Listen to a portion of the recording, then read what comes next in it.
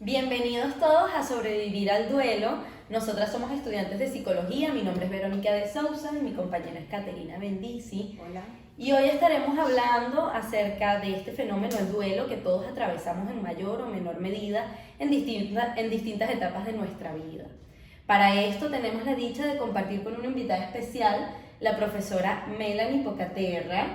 Bueno, profesora, ¿se podría presentar? ¿Cómo está? Claro que sí, ¿cómo están? Mucho gusto de poder estar con ustedes. Yo soy licenciada en Psicología, magíster en Historia del Arte, en donde hice un trabajo en el Cementerio General del Sur, en un análisis de escultura funeraria, un poco relacionado con el tema. Soy magíster en Psicología Social, en donde me especialicé en trabajar duelo y significado de muerte en jóvenes, y tengo una especialización en intervención psicológica en situaciones de crisis, que es exactamente duelo o situaciones catastróficas, donde también hay duelo. Exactamente. Ok. Bueno, profe, para empezar, este tema tan amplio, creo que sería bastante pertinente poder definir en pocas palabras, o muchas, no lo sé, qué es un duelo. Ok, bueno, duelo en realidad, aunque para muchos lo relacionan solo con muerte, en realidad duelo tiene que ver con pérdida. Es una situación donde hay una pérdida que genera una aflicción porque genera el dolor, que es de donde viene la palabra duelo, de dolo, genera dolor porque perdiste algo. Aunque duelo lo relacionamos específicamente con la idea de que alguien se nos muere, también hay muchas maneras de tener pérdidas y muertes en nuestras cotidianidades. Pérdidas profesionales, pérdidas por migración, pérdidas cuando uno cierra un ciclo de vida, como por ejemplo puede ser la universidad, el duelo que se tiene cuando uno se gradúa, jubilación, nido vacío, cuando se van los hijos de la casa, cuando los niños van pasando como etapas y como mamás o papás vivimos que se nos van creciendo y uno va teniendo duelos y despedidas porque se acaban etapas, empiezan otras. Además, dentro de las pérdidas hay muchos tipos de pérdidas. Uno dice, cuando muerte solamente piensa en los familiares, pero también, por ejemplo, las mascotas. Es como un duelo silenciado y que marca y genera mucho dolor porque son esos duelos no validados. O sea, que socialmente, como que cómprate otro perro, búscate otro gato, ponle otra tortuga al niñito. No importa. Y en realidad, exactamente. Hay otros duelos muy dolorosos como son las pérdidas prenatales o perinatales, o justo en el momento en que nace el bebé, que socialmente también son como calladas. O sea, uno no suele llamar a darle el pésame o acompañar en rituales a las mamás cuando viven eso y papás, y son pérdidas. Son pérdidas porque también hay otras pérdidas, hay pérdidas de salud, hay pérdidas de esa expectativa y ese sueño. En ese caso sí es una pérdida real porque es un bebé el que se pierde, pero también hay otro tipo de pérdidas relacionadas ahí. Por ejemplo, con las mamás, cuando hay un niño que no quería un niño y tiene una niña, que a veces genera mucha culpa porque yo lo quería y tengo que dar gracias a Dios porque está sano, pero hay un duelo. Yo estaba esperando, era una niñita, estaba esperando un niñito. Hay duelos cuando nosotros, sobre todo desde psicología, damos diagnósticos, no solamente desde la salud física, sino la salud mental.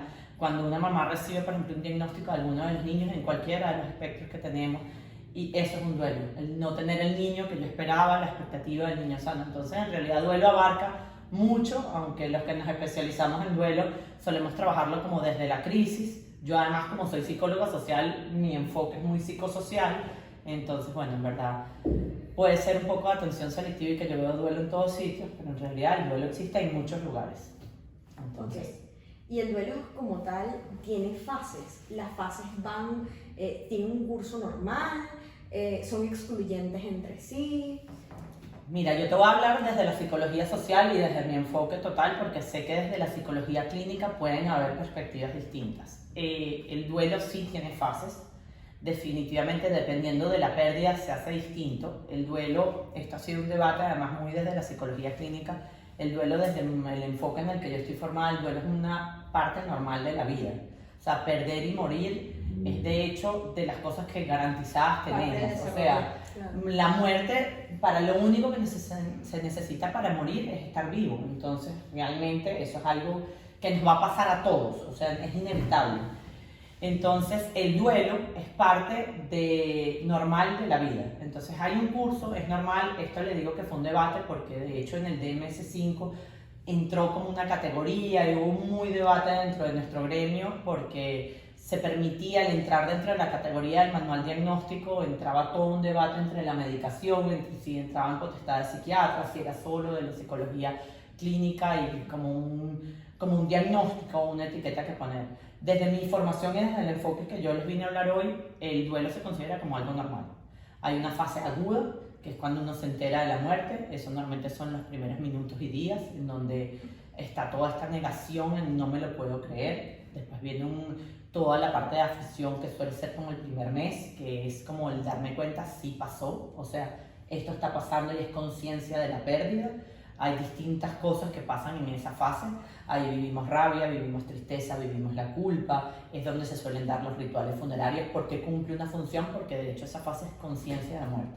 Si lo sacamos no solamente en difuntos, sino en momentos de vida, es el momento, o sea, ok, terminé la carrera, chévere, pero después los rituales no es el día que termina el último día de clase, el ritual viene después y ahí viene la conciencia de ya no tengo más horarios, ya no hay más exámenes que me persigan, ya no hay más profes que cumplir. Y entonces viene la conciencia de la pérdida en sí, o sea, de lo que ya no tengo, y eso suele durar un tiempo.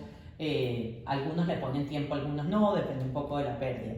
Después viene todo lo que tiene que ver, que es lo que pasa después, que es el ensimismamiento o aflicción que tiene que ver con, es como una anedonia o lo que se confunde más con la depresión, o donde podría también aparecer, o sea, no tienen por qué ser excluyentes, pero todos pasamos, cuando pasamos una pérdida, en una fase donde es muy triste, que dura mucho más tiempo, en donde los hábitos cambian, donde empieza a aparecer todo lo nuevo debido al duelo, y ya las últimas dos fases que llaman, esto lo cambian los nombres un poco los autores, pero una es la cicatrización, en la cual está la cicatriz, pero yo empiezo a sanar desde lo que me toca, y la última es ya la renovación, en donde yo incorporo la pérdida dentro de mi vida. Entonces, bueno, uno espera pasar por las 5 fases, espera llegar, hay distintos autores.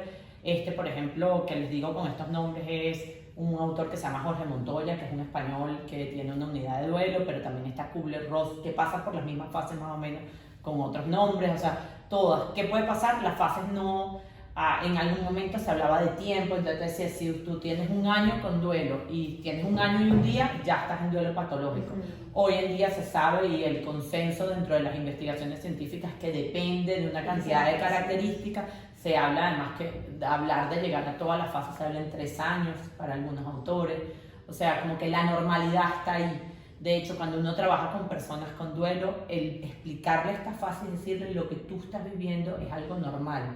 Es una situación normal ante un evento anormal, o sea que nos cuesta aceptar el fin de la vida o el fin de algo, y entonces son fases normales, y a la gente le da tranquilidad saber que eso va a pasar, o sea, no porque se va a curar ni se va a superar. Cuando uno trabaja con personas de duelo, muchas te dicen, sobre todo cuando trabajas con una madre que perdió un hijo, con eventos muy como de los más dolorosos o de los que más marcan, ellos te dicen, es que yo nunca lo he superado, y nadie está esperando que lo supere, estamos esperando, por eso se llama renovación, o sea, tú te creas un nuevo tú dentro de esa pérdida, y la pérdida no se supera, se aprende a vivir con ella. Entonces uno aprende a perder, y van a haber momentos en que te vas a poner triste y momentos que no. Y no tiene nada de malo, eso no significa que ustedes piensen en alguien que han perdido y lloren eso. Yo lo podría decir, o sea, hoy que estoy aquí en la universidad diría, puedo tener hasta un duelo de los años que estuve aquí, y hay momentos en que te puede poner triste y eso no tiene nada malo, pero lo que sí cambia con las fases es que yo me puedo recuperar más rápido, como que volver a recuperarme. Hay momentos de esas fases en las que la recuperación es muy dura, porque obviamente todavía no has llegado a la cicatrización o no has logrado renovar. Podrías no pasarlas, y ahí entraríamos en otro tipo de... Pero qué interesante me parece que, a pesar de los distintos enfoques, las fases son más o menos las mismas. Yo tuve la oportunidad de revisar sobre las fases, pero ya desde un enfoque más clínico, y la diferencia que le encontré realmente así a simple vista fue que también incluían la fase de ira.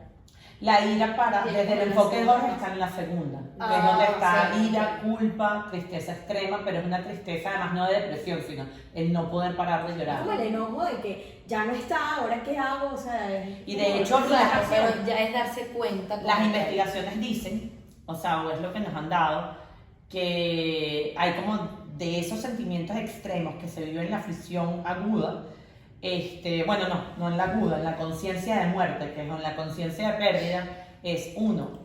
Por ejemplo, hay investigaciones que dicen que el llorar mucho se relaciona con duelos sanos.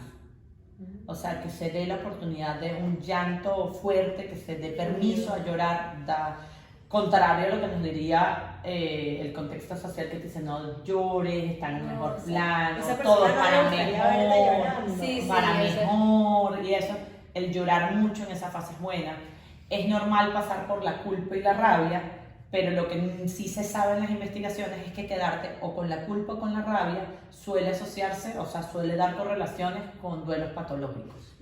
Cuando se queda el sentimiento de culpa y rabia, los cuales son normales. O sea, es normal decir por qué lo llevé a tal sitio, por qué no fui a otro médico, por qué no lo llamé, o sea, tener la culpa de lo que no se hizo o lo que hice y lo debía haber hecho de otra manera.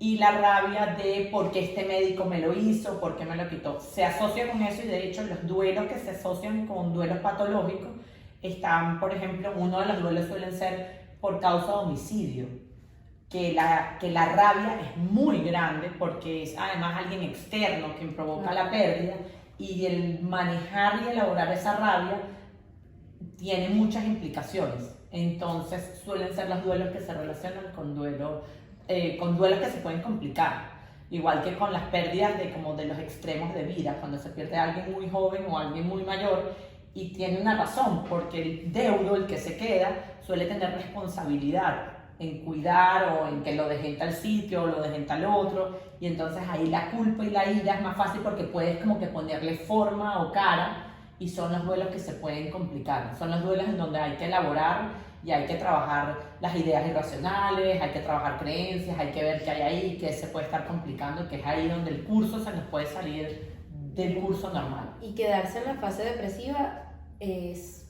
suele ser menos asociado a un duelo patológico. Desde este enfoque psicosocial, ¿cuándo es considerado un duelo patológico?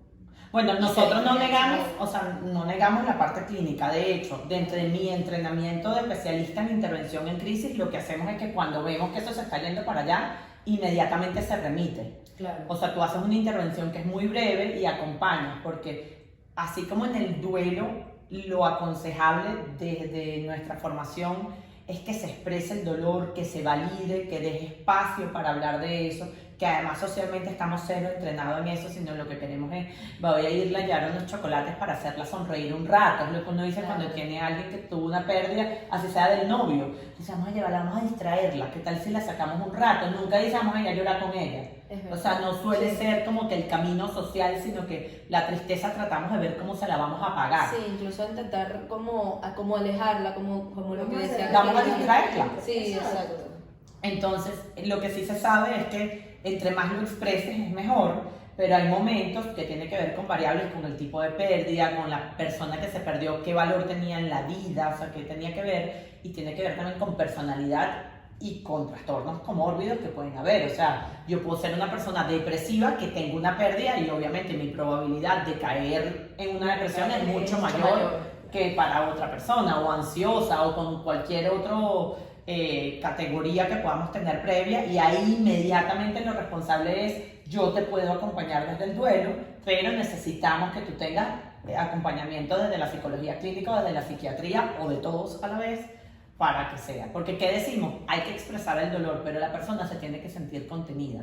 No es que tú puedes llorar y desgarrarte, sino que hay que prestar. Entonces, ¿qué suele hacer uno? Por ejemplo, tratar de mostrarle la normalidad de sentir ese dolor, de dejar que lo vivan y de entrenar un poco al grupo familiar y que busque buenos recursos para que puedan tener expresión. Entonces, como para que se pueda dar un lugar en donde tú te sientas seguro, no que vayas a llegar a la oficina y te vayas a ir en llanto y te boten del trabajo. O sea, hay lugares donde se pueden, lugares que es parte de nuestra socialización y parte de la normalizar ciertas cosas. Entonces, bueno, más allá de lo que dice la teoría, también vivimos en un contexto social en donde nos debemos comportar socialmente correcto, ¿no? Exactamente. Ajá. Entonces estamos hablando de que el duelo se presenta durante toda la vida y puede ser desde el destete en un niñito pequeño hasta la pérdida de un ser querido ya de más de adulto. Entonces, ¿cómo esta forma en que se viven estos pequeños duelos en las primeras etapas de vida podrían influir de cierto modo hacia la forma en cómo se vive el duelo o se enfrenta el duelo en etapas más adelante en la vida, en la adultez o incluso... Sí, después de muerto. Bueno, ¿qué pasa? En realidad el duelo, una de las cosas duras de trabajar con duelo es que con cada duelo se abren las heridas anteriores. Yo recuerdo una imagen que además utilizo mucho cuando trabajo duelo con personas, que es que el duelo es como una cicatriz, aunque una de las fases que mencioné, cicatrización, es como una heridita. Entonces hay personas que socialmente lo que hacemos es ponerle como una curita y la herida queda ahí. Si ustedes se cortan y se ponen eso sin lavarlo, sin echarle de repente algo que lo desinfecte, la cicatriz va a estar y tú vas a tener la mano así, tapadita, y vas ahí así y te va a costar usarla porque si te pegas con algo te va a doler y cualquier roce va a abrir la herida otra vez, que es lo que pasa con los duelos mal cerrados. ¿Qué es lo que te recomendamos? Mira, hay que lavarla, la herida del duelo, de la pérdida, hay que limpiarla y la cicatriz te va a quedar. No estamos pidiendo que lo olvides. Lo que vamos a pedir es tratar de hacerlo lo más sanamente. Entonces, ¿qué pasa con lo que tú me dices con estos duelos que se acumulan? Lo difícil es que cuando viene una pérdida, normalmente cuando viene una pérdida importante, se abren todas las heridas anteriores. Entonces, si tú no has trabajado tus duelos anteriores, sino te has ido de rumba, te has ido en las pérdidas de novios, te compraron tu otra tortuguita para que no vivieras la tortuguita anterior porque es muy duro, te llevaron a distraerte, comiste muchos chocolates que te visitaron para que no pensaras en si te contaron chistes, no tiene nada de malo y tú vas a volver a funcionar. Normalmente una persona funcional tiene que volver, la vida tiene que continuar y uno debe sonreír y van a haber momentos en los que pueda despertarse de un gran duelo. De hecho, dentro de los distintos tipos de duelos, hay un duelo que es un duelo así como hay el anticipado, que se da cuando, ahora estamos llevando una investigación sobre el duelo anticipado en pérdidas de pareja, pero bueno, el duelo anticipado se suele hablar, por ejemplo, cuando las personas están enfermas y tú sabes que la muerte es inminente, es como el lugar clásico, y uno se va como preparando esa muerte, igual como está el anticipado, está el postergado, el que muere, la vida continuó, tú lloraste un momentico y no pasó nada, o no lloraste y dices, mira, qué bien me lo llevé, qué madura soy, perdí y no me di cuenta,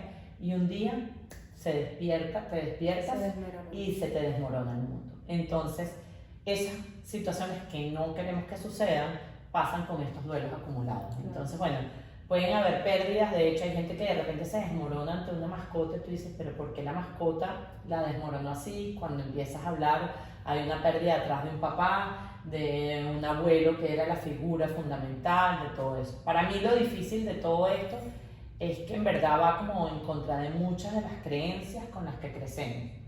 Cuando uno trabaja con papás que tienen una pérdida cercana y se tienen que comunicar a niños, todos entran en pánico. O sea, yo creo que es la razón por la que a mí más me llaman en crisis, que es cómo se lo digo a mi niño. Entonces se lo puedes decir tú, ¿cómo se lo va a decir yo si yo ni conozco? O sea, yo sí puedo, o sea, yo puedo estar ahí, pero en verdad la persona que se lo tiene que decir eres tú. O sea, yo me puedo sentar al lado, vamos a practicar, vamos a hacer roleplay si quieres, y vamos a sentárselo a decir, pero si no se lo digo ahora, yo creo que como en 5 o 6 días, o sea, quieren como alargarlo porque el dolor que se siente desde el adulto es tan fuerte que dices, yo no puedo producirle este dolor a un ser querido chiquito. Entonces esto parece así como muy evidente dentro del mundo de psicología y así, pero cuando estás en la vida real y tienes papás delante, se desmorona, ¿no? Se dice, yo no puedo, o sea, yo no puedo con el dolor que siento, porque si algo tiene el duelo y la sensación de pérdida es que te duele todo, te duele la personalidad, te duele el cuerpo, tienes pesadez, hay gente que lo ubica en distintas partes del cuerpo, dueles emocionalmente, te duelen los recuerdos, te duele pensar en futuro. Es Montoya, que es uno de los autores que habla de esto, dice, es el único episodio en el que nos duele todo, nos duele lo social, nos duele la familia, en pensar el rol que va a tener, o sea, cómo vamos a estar ahora con ese hueco. Entonces, claro, transmitirlo a los niños es muy difícil. Entonces, por ejemplo, hay situaciones, la de la mascota es la clásica, que seguramente lo han oído o lo escucharán, que es que se pierde una mascota de algún niñito, se pierde, muere, y la primera reacción, y que tal vez alguna la hayan vivido, es vamos a sustituirla. Y no digas nada, la tortuga es igual, el pececito es igual, o trae otro perro rápido, para no tener que enseñar la pérdida. Yo siempre lo digo, me ven con cara loca, obviamente, yo no soy muy aprobada cuando lo digo, pero cuando lo viven se sienten más tranquilos, que esta es tu oportunidad de enseñarle cómo se transita un dolor y una pérdida. Claro. Cómo que estés triste es válido. Muchos les da miedo, por ejemplo, llorar delante de los niños. Entonces llora. O sea, lo que no, además tú puedes psicoeducar. O sea, el estar triste, el llorar con ellos, el decir lo que te estoy contando es doloroso. Lo que no quiere decir que te entregues y no te bañes y no te vistas por 7 días y le digas a mamá, no importa, entrégate. No, la vida va a continuar, vamos a estar con dolor y vamos a extrañarlo. O sea, no hay por qué negarles a ellos que me acompañan. Los niños además lo procesan distinto por algo que ustedes manejan perfectamente, que las etapas evolutivas tienen distintos momentos de procesamiento cognitivo. Entonces la conciencia de muerte es diferente. Sí. No la toco ahora, no sé si quieren de este tema quieren ahondar o después, pero bueno, entonces eso es lo que hace, tú me decías, cómo se viven distintas etapas de vida. Esto es un cúmulo, si tú vas cerrando, curando bien las heridas, es menos factible que en términos médicos nos diera una septicemia. Si estamos todos heridos por todas partes, es mucho más fácil que tú te vayas a una hemorragia en un golpecito tonto, diferente a si tú has ido curando y sanando heridas. Entonces, bueno, pueden ser una de las cosas que complica más un duelo, son pérdidas múltiples. Y lamentándolo mucho, no hay nada que nos proteja contra eso. O sea, es horroroso, pero entonces si tú llevas una manera de elaborar el duelo, entender que hay cosas que se pueden vivir, psicoeducarte en el duelo. O sea, lo que nosotros deberíamos hacer es estar educados en duelo, saber que el duelo tiene unas fases, que hay que vivirlas, que estar triste es una emoción más y que hay que vivir. Ante la situación de pérdida hay que estar triste. Y validar las emociones de los niños viviendo esto. Totalmente. Tengo una pregunta, una pregunta, observación. El padre, al expresarle al niño que la persona, o sea, un ser querido falleció, una mascota falleció, ayuda al mismo padre a cicatrizar esa herida. Sin duda alguna. Me llama la atención que comentaba lo de estas pérdidas múltiples, ¿no? Por lo general los niños, cuando hay una pérdida de un ser querido, cuando alguien muere de la familia, no es solamente la pérdida de esa persona, sino que por lo general en esos momentos pierden a casi todos los familiares, que además también sufre como este duelo de que mi mamá tampoco me está prestando atención. O sea, yo tengo dolor, pero mi mamá también tiene dolor, entonces no me está prestando atención. Y no solamente más dolor que el mío. Exacto, no solamente perdí a mi abuelita quien falleció, sino también perdí a todos mis familiares que todos están concentrados en sanar. Entonces es interesante, ¿no? Como... Sí, en el capítulo de niños es como un capítulo particular de duelo. Uno, porque cuando uno trabaja en esto, una de las cosas que uno hace todo el día es como psicoeducar el duelo. Y los niños son un capítulo especial. Uno, porque depende de la edad. Porque para ellos la conciencia de muerte aparece, o sea, son rangos, porque ustedes saben que eso no es así como que a los 6 te despertaste y que hoy cumpliste años, hoy ya sabes que es la muerte. También depende un poco de cómo se ha manejado el tema en casa, qué pérdidas han tenido, pero bueno, antes de los 6 años no hay pérdida, o sea, de hecho las figuras animadas mueren y vuelven a nacer en la misma película, ¿sabes?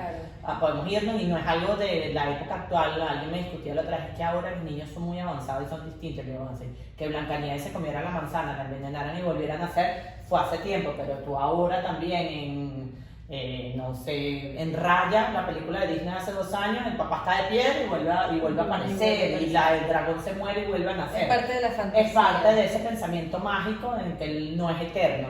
¿Qué pasa con ese 9? Hay otra etapa en la que ya empieza a aparecer esa conciencia de muerte, ellos empiezan a preguntar y de hecho es el momento donde se le teme a la muerte. Me da miedo, si alguien murió, me da miedo ahora que te mueras tu mamá, tu papá o tú que me cuidas, quién va a estar a cargo de mí, porque recordemos. Pero bueno, en eso entran muchas cosas y digo que es un capítulo aparte porque para ellos, aunque la muerte es reversible y además culturalmente se suelen usar expresiones como él se fue a un lugar mejor, se fue al cielo, él se está convirtieron en el ángeles, cielo, ahora es un cuidando. angelito, nos va a cuidar, hay mucho, se quedó dormidito. Entonces hay una cantidad de cosas que lo que nos pueden es, en ese pensamiento mágico, en vez de al adulto lo está ayudando porque suena súper bonito, al niño se le puede convertir en un gran problema porque en su pensamiento mágico dormirnos puede significar morirnos. Es que él se enfermó y por eso murió, entonces ahora todos nos vamos a enfermar, cada vez que yo me enferme me puedo morir o cada vez que alguien se enferme. Alimenta toda esa fantasía. Alimenta la fantasía. El cielo, dice, yo no sé, yo no lo veo arriba, Dios se lo llevó, Dios lo llamó, porque Me va a llevar a mí. gente, o sea, porque se Sí, llama. sí. Y entra algo, un sentimiento que mencionamos antes, que yo lo ubico en la conciencia de pérdida, que es esa tristeza extrema, que está la culpa. Y con el niño, la culpa es irracional. Entonces mi papá se fue porque yo me porté mal. Hay expresiones como me vas a matar de un infarto y después muere alguien y dicen que yo lo maté porque yo no hice la tarea, yo me robé un chocolate, o sea, porque la tremendura dentro de su pensamiento mágico. Entonces uno cuando trabaja con niños o donde hay pérdidas de niños hay que tener mucho cuidado e indagar que no hayan culpas, porque recuerden que si algo nos complica el duelo es la culpa y la rabia. Dejar que ella fluya y luchar contra esa creencia irracional, hacerla de eso que ellos creen que es totalmente probable, mostrarles lo que no es probable, o sea, que no es su culpa, y tener cuidado con esto. Entonces, a los papás sí hay que cuidarlo. Eso que tú dices de la pérdida, de hecho, uno de los problemas es que muchas veces como que la cultura dice, no se lo digas ahora, cuando tú estés mejor se lo cuenta, pero ellos sí perciben que algo cambió, que la gente está triste, que hay estrés, que hay nerviosismo, porque además si no estás no vayan a decir cómo murió, díganme cuando son muertes complejas como un suicidio. Entonces el manejo en la casa es complicado porque no le vayas a decir eso, es como, pero ellos sí perciben que se les está escondiendo. Yo siempre lo digo, los papás debemos ser la primera cara de la verdad, o sea, que si a nosotros nos van a consultar algo nuestros hijos, seamos la primera cara de que nos crean. Entonces, decir mentiras no debería estar en nuestro repertorio y nunca es una sugerencia, por lo menos desde la práctica de educar en duelo. Entonces, bueno, yo sé que suena un poco raro, pero en esto suele derivar en cómo se lo digo. Entonces, si no puedo usar todos estos recursos maravillosos de las comiquitas, y normalmente es una descripción, es ser muy descriptivo, decir él murió y qué significa morir, que el cuerpo ya no funciona, él ya no respira, él ya no ve, él ya no tiene hambre, él ya no tiene dolor. O sea, es como explicarlo desde lo más tangible y eso, normalmente ellos, sus fases son muy distintas. Normalmente muchas veces tú los dices y dices, ok, siguen, y a los días es que te preguntan si va a volver, y después al mes sale otra vez y va. ¿Qué es importante? Bueno, ahí entran dentro de ese gran capítulo que son niños, si la figura que perdió es una figura que se encargaba de alguna rutina, si se encargaba de su cuidado directo, que implica también en los adultos. Cambia cuando alguien que muere tiene que ver con tu día a día o no, pero con el niño, que además depende, muere mamá o papá, o una abuelita que cuidaba, o una nana, o alguien, algún cuidador inmediato. Obviamente esa figura significativa implica todas esas rutinas, y todas esas rutinas lo primero que se dice es hablen con el niño, involúcrenlo en el sentimiento que ustedes tienen, y dentro de los que tienen, las rutinas se tienen que cumplir, y a él hay que verbalizarle o a ella y decirle, y que él sienta que igual hay donde comer, donde dormir, donde estar, o sea, como que vea que todo se cumple. De hecho, yo recuerdo una profesora que me decía alguna vez, si esa mamá dormía el niñito parada haciendo la silla, aunque nos parezca que esa rutina está mal, ese no es el momento de cambiarle la rutina. Exacto. O tenía chupón a los 7 años y no nos parece a la niña a los 7 años, ese no es el momento de cambiar y ahora vamos a cambiar todo. Otro duelo, o sea, exactamente. O sea, en duelo. ese momento se vive como si todo, o sea, el niño tiene que sentir que nada cambió, obviamente, y que todo está ahí y que él tiene quien lo cuide. Exacto. Y bueno, y si va a tener un duelo de que su rutina cambia y que tal vez ese día no va al colegio porque vamos al funeral o no vamos al funeral, todo depende un poco de las edades. Por ejemplo, algunos autores dicen que antes de los 4 o 5 años no deberían estar, para otras culturas es súper normal y en familias se manejan y no tiene nada de malo. Normalmente sí se dice no obligarlos a ningún ritual, como que invitarlos, y si ellos quieren ver o no, quede voluntad de ellos, nunca prohibirles. Tratar de explicarles todo, tratar de ser como muy abiertos, porque eso nos educa en fases del duelo. Y lo más transparente posible. Lo más transparente, explicarle en caso de que, por ejemplo, se vaya a ir al velorio, explicarle lo que va a ver, lo que va a estar ahí, cómo va a pasar, como para hacérselo predecible y que no genere angustia, que no haga jornadas muy largas, como no se lo harías en nada a un niño. Que alguien esté, que no sea alguien directo, si por ejemplo se perdió un familiar del núcleo cercano, que haya algún adulto responsable de que ese niño esté atendido en todo momento, de manera que tenga comida, que tenga un rato. Los niños, no sé si ustedes han visto niños en los velorios, normalmente se ponen a jugar. Sí, o sea, de repente hay un momento de impresión y al rato y al rato, y los niños lo elaboran jugando, entonces empiezan a jugar los días siguientes, normalmente empiezan a jugar, bueno, ahora me muero yo o te mueres tú, y ahora yo estoy muertico, empiezan a elaborar en el juego y empieza a aparecer, y claro, hay adultos que dicen, no vayas a jugar eso, ¿cómo vas a decirlo? Tratar de explicar que eso es lo normal, esa es su manera de elaborar la Y más bien situación. les fastidia tantos los abrazos. O sea, yo tengo una experiencia personal que en el momento en que se murió mi abuelita, yo era que tenía como 10 años, más o menos 9 años. Y yo recuerdo que venía alguien y me abrazaba y otra persona y me abrazaba y me abrazaba y yo estaba agobiada de tantos abrazos que yo no estaba llorando ni siquiera. O sea, yo estaba era con mis primitos y tal y venían y me abrazaban y era como más para consolarlos a ellos que lo que realmente me querían consolar a mí, ¿no? Entonces ese también como pensar que los niños van a vivir de igual forma o que necesitan lo mismo que un adulto es errado, ¿no? Totalmente. Normalmente, de hecho, la pérdida ellos la terminan haciendo consciente cuando en algo en su rutina ven que no está la abuelita en la cotidianidad. Exactamente. Ahí es cuando como que ya no está y se va procesando distinto porque, bueno, es absolutamente un procesamiento cognitivo que tiene que ver con la edad, con la etapa del desarrollo. Lo que pasa es que tenemos como, por un lado, la psicología y lo que sabemos, y por el otro, lo que culturalmente se hace. Entonces, bueno, ahí entras, depende de cultura, depende de la religión, y lo que la sociedad además te va pidiendo. Entonces, ahí muchas veces entran en contrastes. Hay culturas en las que, y dentro de nuestra misma cultura, o sea, dentro de los mismos venezolanos, dependiendo de, por ejemplo, regiones del país, costumbres familiares, entonces empiezan que los niños se van, que los niños no van, que no se le hablan de muerto, que se habla de muerto, que el tema se puede tocar, que no se puede tocar. Entonces sí, definitivamente eso puede complicar o facilitarnos las cosas, pero sin duda da terror. Buenísimo, y también me parece muy interesante todo este tema de las distintas prácticas culturales al vivir un duelo, ¿no? Todas estas por celebraciones, funerales, por así decirlo, o sea, se puede vivir de forma distinta y es muy distinto como pasa, por ejemplo, en México, en un niño que se le muere un familiar, lo podrá ver muy distinto por todas estas celebraciones del Día del Muerto y cómo se percibe, ¿no?, la muerte de un familiar en ese país, a que, por ejemplo, aquí, e incluso aquí mismo dentro de la propia Caracas, dentro de una ciudad, pueden haber distintas rituales distintas formas de llevar el duelo y de todo esto, todos los funerales y todo lo demás, mientras que en uno pueden ser un velorio, un novenario, un rezo, cerrar los negocios, vestirse de negro. En otros lados puede ser una celebración, consumir alcohol y tal, y fiesta y hacer caravanas y demás. Entonces, ¿cómo estas distintas prácticas culturales podrían afectar también a la forma en cómo se vive el duelo personalmente? Bueno, y lo importante es, uno, que los rituales en realidad tienen una función social. Y además, no es algo que uno inventa o me gusta más este ritual o me gusta más el otro, sino que tiene que ver con algo que nosotros nos socializan, crecemos en ello, y algunos hasta se van transformando mientras vamos creciendo, o situaciones como la del COVID nos pueden hacer que se tengan que transformar y adaptarse a la situación. ¿Qué es importante ahí? Sí, definitivamente hay prácticas que nos ayudan y prácticas que no ayudan tanto. Todo lo que sea la expresión de las emociones, aquí es una ayuda.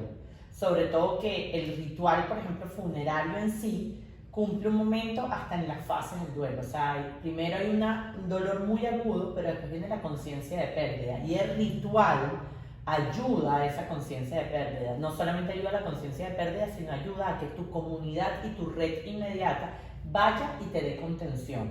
Entonces, tiene que parecerse a tu cultura, a lo que tú has crecido y a tu gente.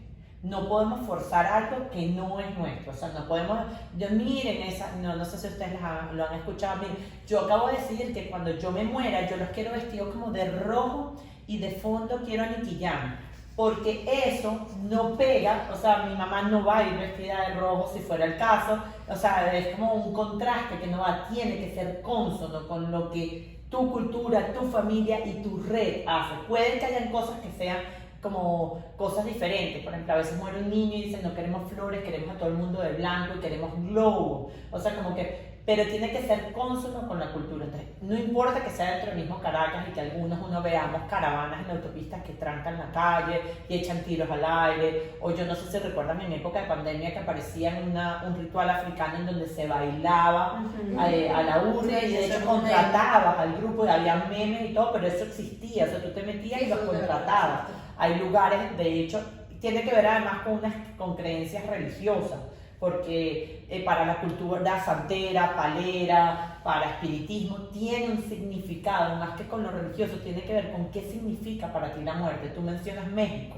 Para México es muy diferente, en cualquier cultura, es muy diferente que tú creas que la muerte es que se apagó y más nunca, a que tú creas que va a venir un juicio final un día, a que tú creas que todos los primeros de noviembre a ti te van a acompañar. Si tú pones una mesa de muertos y vas a tener una manera siempre de estar en contacto con tus allegados, sea en manera de recordar o no, pero se vive diferente porque tú la pérdida sientes que lo perdiste porque se fue a otro plano, pero eso tiene que ver, no es algo que ay, me gusta, ¿sabes qué? Yo quiero eso, sino que tiene que ver con tus creencias, y las creencias se viven, no se piensan, entonces tú creces en ello, lo haces y por eso es cónsono con tu grupo. Entonces ni siquiera tenemos que irnos al que hagan la caravana o tiros al aire, o ni siquiera podemos ponernos, dependiendo del lugar donde hacen el funeral, ya te marca culturalmente un código que se entiende ese grupo.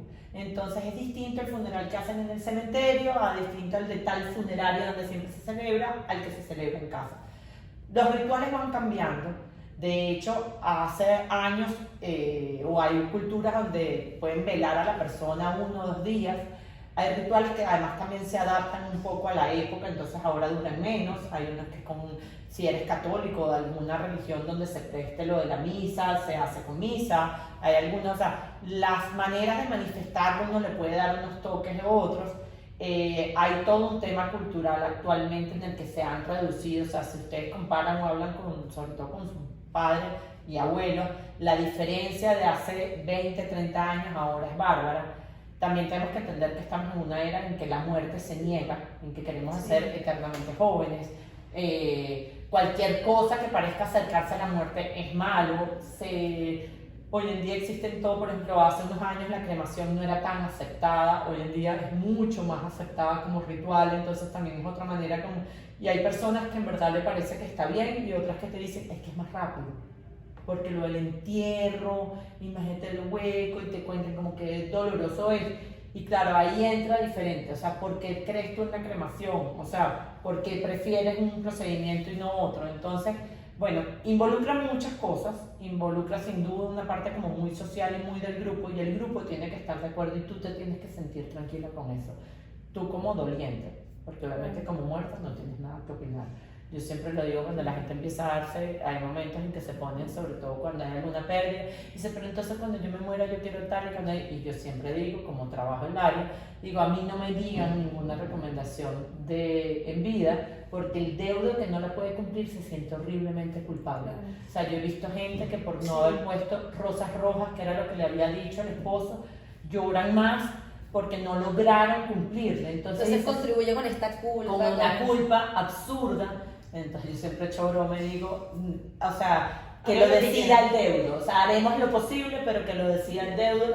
Yo he estado en lugares, o sea, he estado en intervenciones en donde la gran culpa viene, por ejemplo, porque habían pedido que lo cremaran y la persona murió en un accidente de tránsito, y como eso entra dentro de un marco legal, no se puede cremar, y la culpa es bárbara porque él no quería estar enterrado o ella.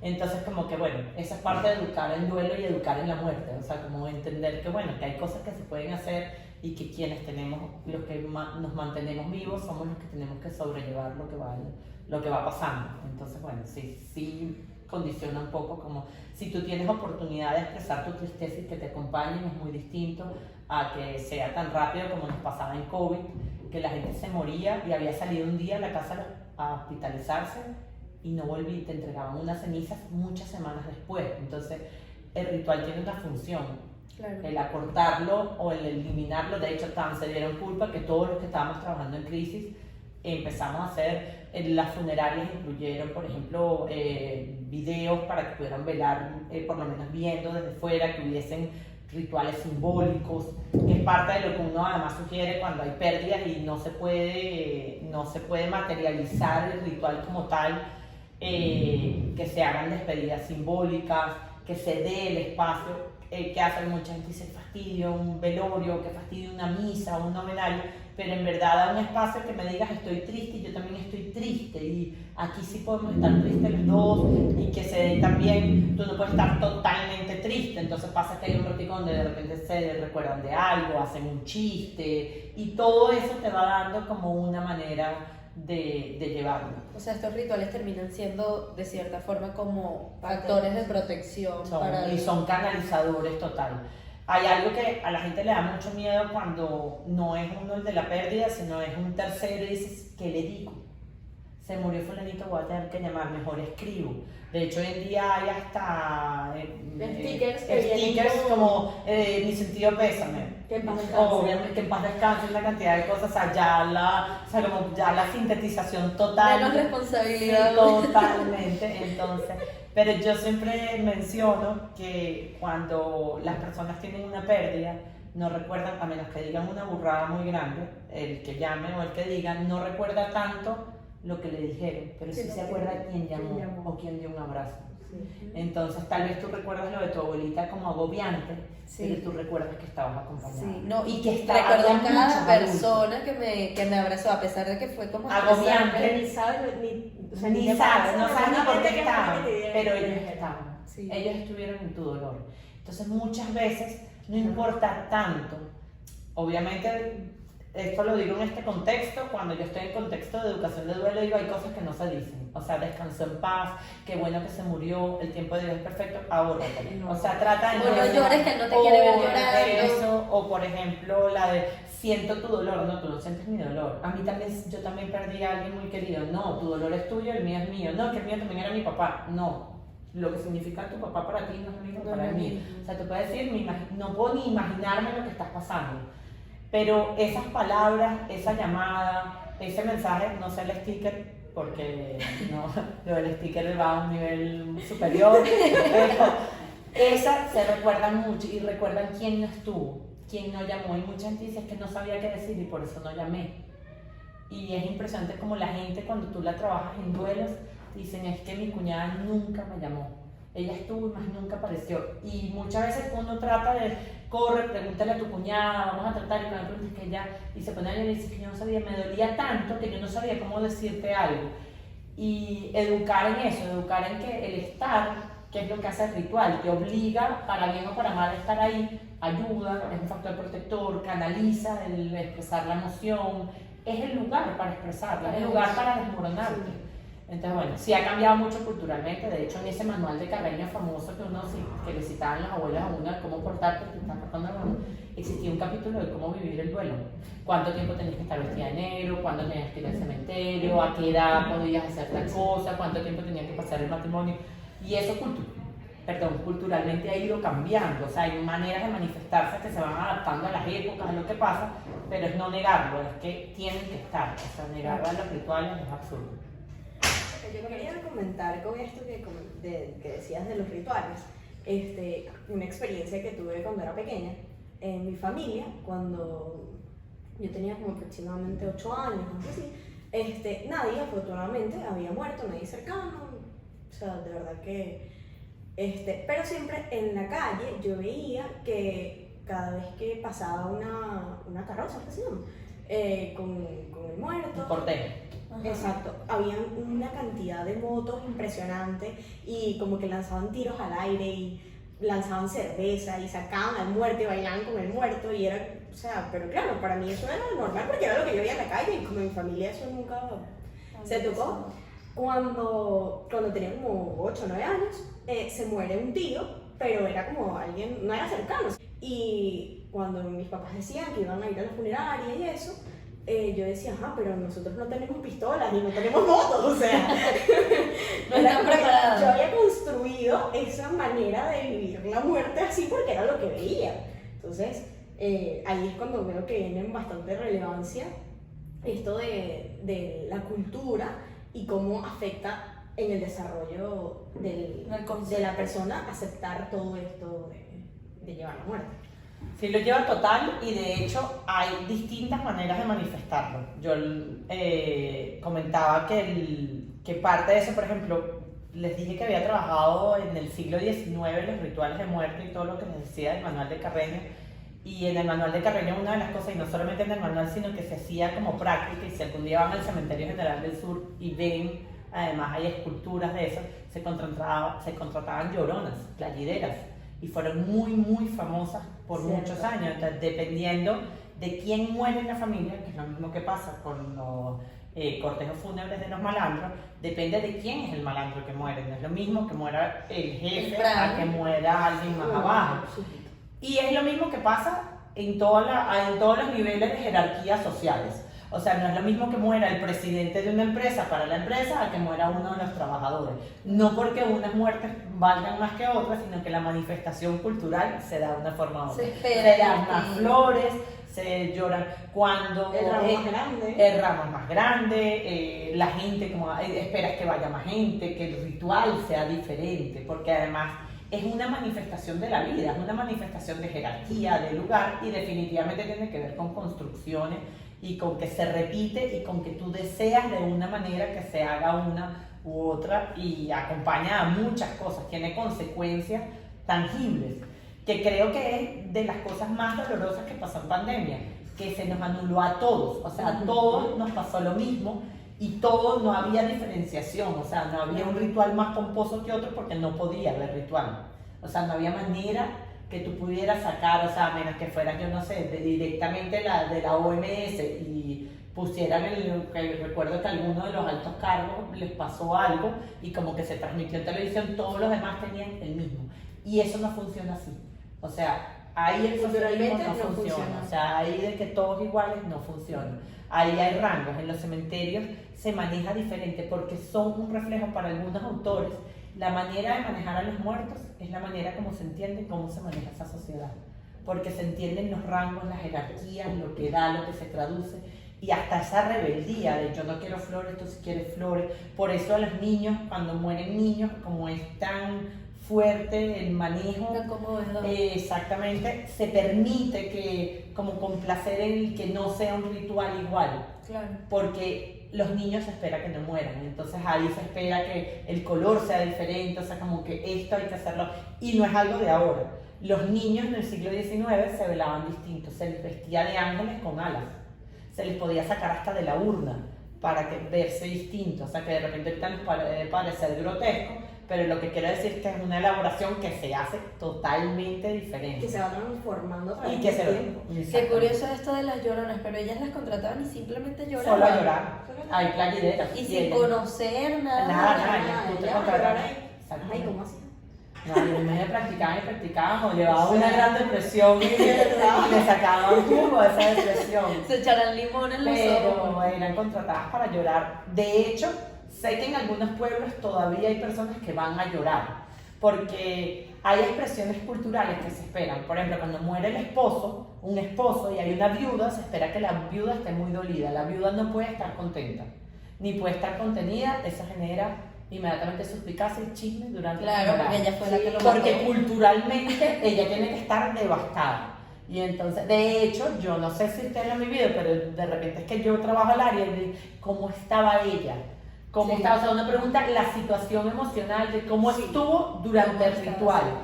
De repente hoy en día, y dependiendo también del círculo social, se puede vivir distinto, pero en ese momento, en el siglo XIX, tenía que mostrar dolor, así le cayera malísimo el marido. Entonces, una de las cosas que se hacía cuando era alguien muy importante es que debía llorarse mucho, porque a quien se llora mucho, a quien se quiso. A quien se quiso, claro. Se traduce como que la cantidad de llanto con la cantidad de amor, y no se podía fallar en el amor ahí, pues imagínate una herencia de por medio, una cantidad de cosas que podían ponerse en tela de juicio si no se lloraba. No, incluso con el cumplimiento o no de estos rituales, por ejemplo, si se viste o no de negro, de casualidad, alguien quedó viudo. Y bueno, mi abuela veía a una amiga de ella que quedó viuda, la veía vestida de otro color que no fuera negro, y eso es la criticadera de que no está vestida. Sí, no está vestida, no, eso ni le importa, ni siquiera está vestida de negro.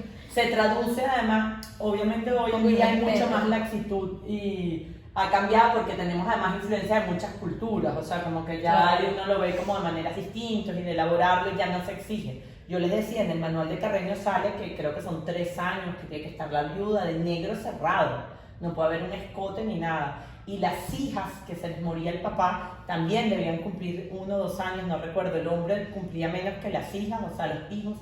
Y si ustedes van al cementerio del sur y ven los panteones tienen como sillas y tienen como unas cadenas que casi todas se han perdido porque les han robado, que separan un panteón de otro, porque ese era el escenario de socialización. Ahí tú conseguías novio, porque claro, si se moría tu papá y pasabas 3 años presa en tu casa y no podías salir a nada social, uno de los lugares que tú sí podías ir como deuda era ir al cementerio. Entonces en el cementerio coqueteabas con los deudos de los otros difuntos. Era un lugar de socialización. Qué locura. Entonces vestida de negro cerrada porque si no hay un irrespeto, el dolor no se está viviendo, había una manera de llorarlo. ¿Qué pasó? Obviamente el concepto de muerte del siglo XIX es muy distinto al del siglo XXI. Entonces parte de nuestra cultura de negar la muerte es que el luto hay que quitarlo rápido, que el luto que dura mucho además puede traer algo patológico, algo malo, puede traer un duelo malo. Entonces como que bueno, ya vamos a decirle que de negro no. Hay a veces mucho, se apresura mucho a sacar las cosas de quien murió, entonces dice que ya limpie el cuarto y limpie todo para que así sane. Hay obviamente creencias involucradas, alguno dice para que lo dejes descansar en paz o para que no, pero bueno, ahí sí no hay nada escrito y la gente se angustia mucho y ahí sí es muy importante como respetar. Primero hay como una jerarquía de dolor, hay, en caso de que muere un papá, está una esposa y hay unos hijos, entonces como que la familia pueda comunicarse y pueda respetar los tiempos de todo, o sea, nadie dice que tú al día siguiente tienes que sacar todo. No es que la profe Meli está diciendo ahora que momifiquen y se quede eternamente todo como está, sino que bueno, es parte como de los rituales y hoy en día con tanta negación de la muerte se trata como de anular todo, entonces se quitan Hay muchas veces que la persona te dice, yo me siento que me quiero vestir de negro, es mi manera como de honrarlo. Una de las fases que pasan es que cuando la persona ya pasa de toda esa conciencia de pérdida y llega en el enlutamiento, ensimismamiento, que es más largo, es que tienen culpa de sentirse bien, porque sienten que sentirse bien es olvidar, es traicionar al ser querido. Entonces me reí, yo fui algo y lo disfruté y ya no me estoy sintiendo tan mal, será que ya no lo quería tanto. Pero a la vez tienes una sociedad que te está pidiendo quítate el negro, vístete más de gris, o sea, como... Entonces entras en esas disonancias que son las que hacen difícil la manifestación de estos sentimientos que llevan un ritmo y que la persona entienda que no sienta culpa, que a veces te puedes sonreír y no por eso dejas de querer ni te deja de hacer falta. Y que también no tenemos que estar presionando ni que la gente se quite el luto, ni que se lo ponga. Hay personas que no lo necesitan, hay gente que se siente consona, o sea, me siento de negro y quiero estar de tal, o sea, no me siento de rosado. Para las culturas africanas, por ejemplo, la diosa de la muerte está de rosado. O sea, el rosado es muerte. Y para los asiáticos, el rojo se asocia con la muerte. O sea, los colores también se comparten culturalmente y tienen una simbología muy particular. Hay muchos rituales, por ejemplo, mexicanos que es con blanco. Entonces, y de hecho hay muchas culturas que el blanco es el que se asocia con la muerte. Y bueno, algunas son con flores, algunas son con piedras, algunas la representación de las figuras tiene poner fotografías, o sea, ustedes pasean por los cementerios, hay gente que pone fotografías, otros que no, o sea, tiene que ver con mucho. Aquí hay una curiosidad también del siglo XIX, pero una curiosidad que es en toda la representación judeocristiana hay todo un tema con representar figuras y ángeles, y en el judaísmo no debe representarse, y aquí hay un cementerio judío de Coro que es el único de Latinoamérica que está lleno de angelitos del siglo XIX, y tienen angelitos que ven figura humana y técnicamente no deberían estar, según dicta hay registros muy lindos de ese cementerio. Y bueno, pero lo que quiero decir es que hay cosas culturales, hay cosas en las que de repente nos saltamos lo que dicta la cultura, como en ese cementerio, o como el que pone una música particular de repente en un funeral porque le recuerda, porque le quiere hacer una conmemoración, y lo que hay es que ser como cónsono. O sea, cónsono con que se sienta bien el grupo familiar entero, no hay que llevar pistolas si en la familia no hay pistolas, o sea, no hay que forzar, sino que hay que ser consono con lo que tiene que ver con tu ritual. Y sí, es lógico, porque posiblemente tú dentro de tu curiosidad no tenías a quién preguntárselo, ni nadie te lo había contado. No, para nada. Porque a los niños no se les enseña sobre la muerte, no se les dice nada, sino que se Cuando niegan pase ahí, bueno, totalmente. quizás. Yo recuerdo, yo tengo una anécdota de mi hijo, yo tengo un niño pequeño de 4 años y cuando tenía 3, él llegó un día y me preguntó que cuándo nos íbamos a morir. Y entonces yo tenía a una de las abuelas en la casa y entonces yo este tío, ¿por qué está hablando de eso? Entonces yo inmediatamente como que me pareció muy raro porque sabía que por momento de desarrollo y trabajar yo el tema no era normal la pregunta. Dice, pero ¿en qué momento nos vamos a morir? ¿Cuándo te vas a morir tú? Yo no me quiero morir. Entonces le dije, bueno, la verdad es que yo no te puedo decir cuándo me voy a morir porque nadie lo sabe, pero nadie quiere morirse. De hecho, cuando ellos todavía lo repiten, mis hijos dicen, cuando alguien quiere morirse debe ir al psicólogo o al psiquiatra porque no es normal. Entonces, obviamente hay mucha influencia de la formación en la casa y él lo seguía preguntando y como que yo respondía a la medida que él preguntaba y me parecía súper curioso, le preguntaba y nadie me decía nada, las otras mamás del colegio, del maternal, y yo hice una fiesta de cumpleaños en la casa y llegó una mamá que yo no conocía, que tenía 2 meses en el colegio, en el maternal. Y entonces no sé por qué salió que yo era especialista en duelo y ella se volteó y me dice, a mí me mataron a mi marido a mí me mataron al papá de la niña hace 2 meses. Y yo en ese momento dije, aleluya. Hasta que yo entiendo de dónde viene lo de Santiago. Claro, la niñita lo elaboraba, pero el colegio nunca se le ocurrió decirnos que se estaba hablando de la muerte en el salón y lo que estaban haciendo todas las mamás, y les mencionó algo, y yo le dije que no hablara de eso, que era pavoso, que no invoque a la muerte, que no la traiga, que eso trae mala suerte. O sea, tú seguramente no tenías un espacio para hablar de la muerte, para que alguien te enseñara. Era como yo, las niñitas le dan mucha curiosidad y cuando se muere un niñito, ¿dónde lo meten? Y eso es una urna, y eso ahí te empiezan a preguntar y no hay espacio, la gente dice, no me hables de eso que es pavosísimo. Claro. O sea, normalmente además se considera tema tabú. Y más con un niño. Era como que, y yo preguntaba, ¿qué es eso? No, bueno, una persona que se murió. Entonces era así como que, bueno, se murió y ahí quedó, pues, o sea, no sabía ni siquiera que se enterraba ni nada. Claro, y ya a los 8 además tienes conciencia de que hay unas consecuencias, que hay una lógica de dónde se queda, o sea, se va a quedar el cuerpo en dónde, o sea, además en términos de niños dices dónde se queda el cuerpo, o sea, dónde estás tú. Porque ese concepto, por ejemplo, de alma-cuerpo no es fácil de asimilar, o sea, no es algo sencillo. Entonces, bueno, es parte de lo que uno tiene como que educar y hablar para que pueda ser más sencillo dentro de todo. Y siempre es más fácil si nos educaran antes de que nos pasara. O sea, saber el camino antes de que nos pase. Suena un poco loco, pero todas las oportunidades, cuando muere la tortuguita, cuando la flor se muere, cuando hay una mosquita muerta, cuando se pasan frente a un cementerio, cuando oyen que se murió el papá de alguien y te lo preguntan, todos esos son momentos, aunque son incómodos, son los momentos más oportunos para entender que nuestra vida es efímera y que para morirnos solo tenemos que estar vivos. Yo recuerdo un caso de una niña que le había preguntado en la mañana a su mamá si su mascota estaba muy enfermita, si su mascota iba a morir. Y ella entró en pánico y le dijo no, y en esa tarde murió la mascota. Entonces uno ni siquiera puede dar garantía que no va a morir nadie.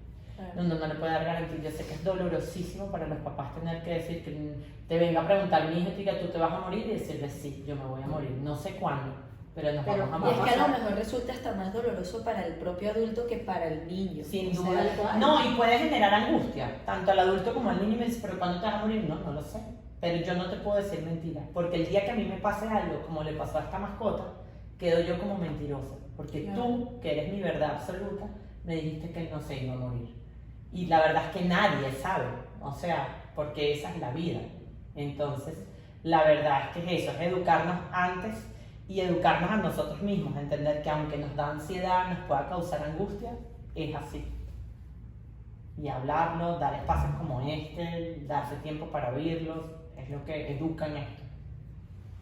Yo quería preguntarle, en su experiencia a lo largo de todo este recorrido, y que bueno, ya creo que lo hemos hablado en toda esta conversación, acerca de cuáles son los mitos y los estigmas que hay acerca del duelo. Ok, bueno, ahí se relaciona entre duelo y muerte. Uno, El primero es que en verdad la muerte es pavosa hablarla, entonces también hablar de gente de duelo es como si se te pudiera pegar algo. Entonces cuando hay alguien muy muy afectado, por ejemplo, la gente trata de no estar mucho. O sea, yo no sé, la gente habla de energía, de que es pavoso, Está pesado. uno no habla, está pesado, Yo he escuchado salí cargada.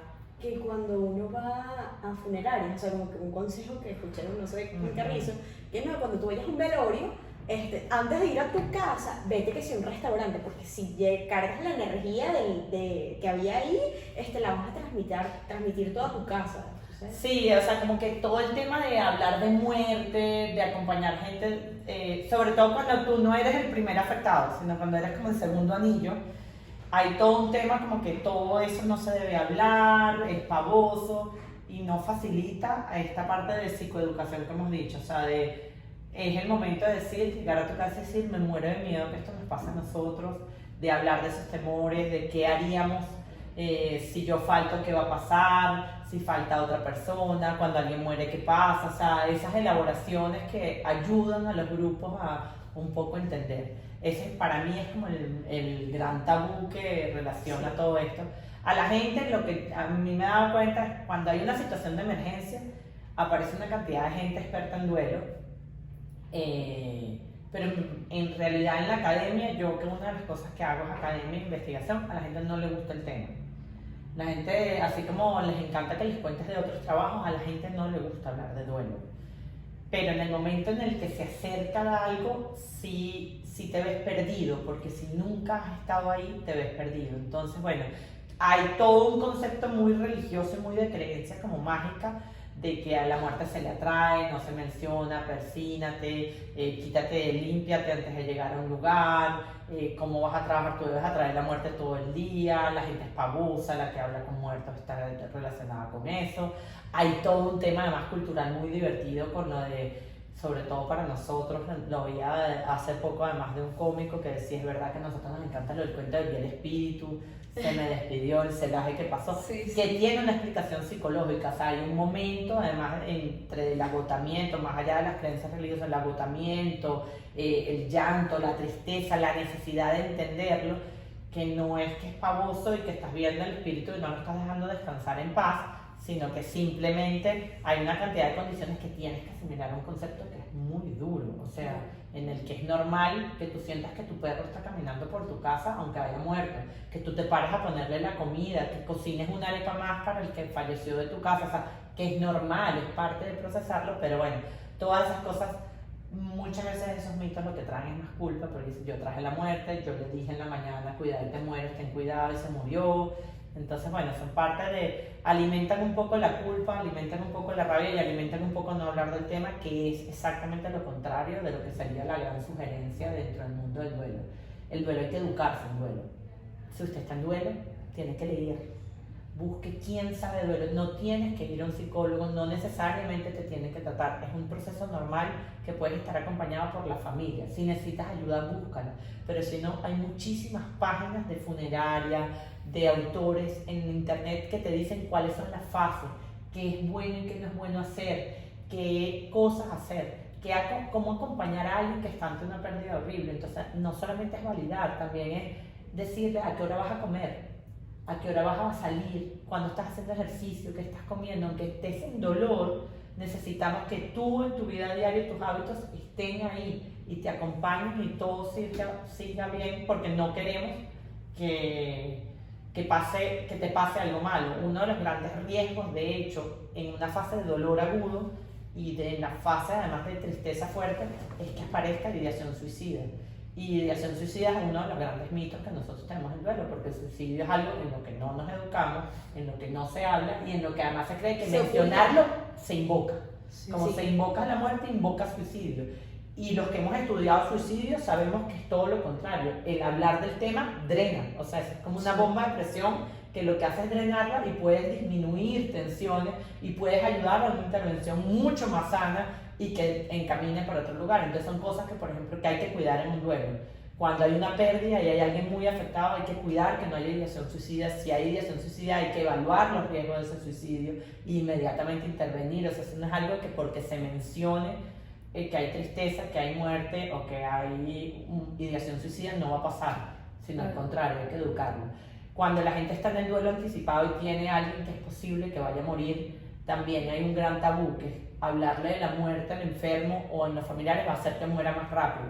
Muchas veces pasa, y son los grandes estudios de Kubler-Ross, que ella dice en sus libros que al contrario, ellos querían hablar de eso, que esos pacientes agonizantes lo que querían era hablar del tema y veían la incomodidad de los familiares, Claro. y que lo que hay es que dar el espacio. No es que cada vez que te enfermes hay que sentarnos y vamos a hacer una sesión de muerte, pero es parte de esta educación de hablar del tema, que aunque es incómodo, hay que hablarlo. De hecho, yo he visto que hay como unas terapias que se aplican a las personas, por lo menos las personas que tienen cáncer y están en estado terminal. Es como que los acompañan en Sí, del buen morir. Exacto. Es terapia del buen morir. Entonces tú trabajas, elaboras una cantidad de despedidas, poner cosas como... Y eso hace que el momento de la despedida y de la pérdida, tú estás preparado para. Nunca, o sea, el dolor nunca estás preparado totalmente, pero tú tienes una idea, ayudas en términos psicológicos a trabajar y a derrumbar un poco fantasías. Hay veces que es inminente para dónde va, y ese tiempo es a tu favor para poder elaborar en vida, para poder despedir, entender que además, que lo mencionamos hace rato y no lo dije en ese momento, los rituales nos dan un momento de despedirnos, de decir lo que no ha pasado, entender que dependiendo de las creencias religiosas a veces vienen muchas culpas alrededor o muchas responsabilidades, que bueno, los rituales son un momento para despedirnos, estos momentos antes son un momento para decir. Yo siempre digo que dentro de, como la culpa es una de las cosas que más pesa, que no se nos olvide que como nos educamos en muerte, siempre nos podemos morir. Entonces no dejemos un perdón en el aire, no dejemos un te quiero sin decir, no dejemos un adiós, porque tú no sabes cuándo es el último, en verdad. Y eso te pesa para siempre. O sea, una no despedida, una pelea que sucedió y alguno de los dos muere y queda esa pelea abierta, son elaboraciones que se vuelven rumiantes y persiguen y persecutorias. O sea, cuesta mucho elaborar. Que cuesta mucho elaborar. Exactamente. Entonces, bueno, son como que esos mitos son parte con lo que luchamos todo el día para trabajar en duelo, porque son los que nos hacen que estos duelos se compliquen, que la situación se ponga mucho más engorrosa. Y bueno, y otro de los mitos que nos comentaba también era esto de que no, el único duelo que existe en el mundo no es cuando se muere alguien, sino también existe, o sea, todo es, o sea, pasamos por duelos constantemente desde que nos enfrentamos al mundo, como estábamos hablando, quitar el chupón, quitar el tetero, el destete, luego un divorcio, por ejemplo, para los padres, para la persona que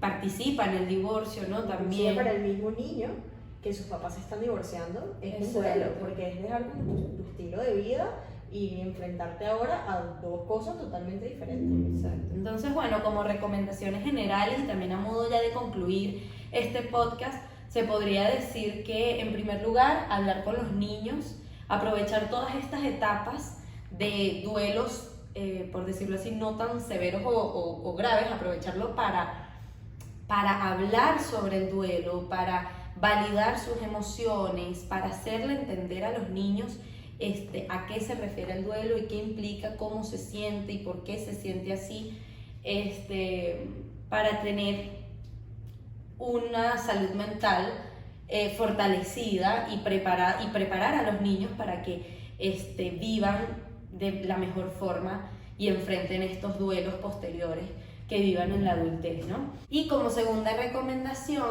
también se podría decir, con lo que nos estaba hablando la profesora Melanie, cuando un familiar o un ser querido está pasando por una etapa difícil de duelo, intentar dejar como esta pena de ay no sé qué decir, o ay qué le digo, ay no voy a molestar, sino más bien lo contrario, acompañar, dejarle saber que está ahí para escuchar y para apoyarse en él y bueno, porque al final para la persona que está viviendo este duelo es importante esto. Y bueno, en general educarnos todos acerca del duelo, que para todos es importante, aprendemos y nos fortalecemos. Y bueno, para educarse hay que buscar especialistas. Entre esos se encuentra la profe Melanie. Profe, si quiere dar como su contacto. Bueno, quedó a la orden a través de la escuela, quedó a la orden, no sé, a través de las redes, podría ser @Melita Pocaterra o mi teléfono, tal vez lo podrían facilitar dentro del... para que lo dejen allá abajito y nada, quedó a la orden. La verdad es que desde la prevención, intervención o el posterior siempre es chévere poder acompañar a que mejoren o que puedan convivir con esta situación que no es la más agradable de la vida, pero estar acompañado siempre lo hace mejor. Muy bien. Bueno, Buenísimo, me encantó. Muchísimas gracias, Gracias a profe. ustedes. la verdad que sí, yo disfruté bastante esta tarde. Este espacio, buenísimo.